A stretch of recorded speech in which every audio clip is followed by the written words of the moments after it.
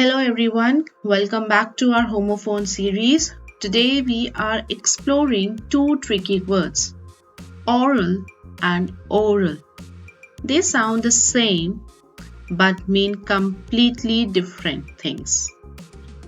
Oral relates to hearing or sound. The musician had an amazing oral memory, recognizing tunes instantly. It's all about what you hear. Whereas oral, on the other hand, refers to spoken communication or the mouth. She had an oral exam for her language class.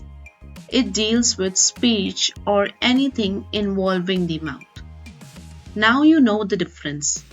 One's about hearing, the other is about speaking or the mouth. Subscribe for more homophones.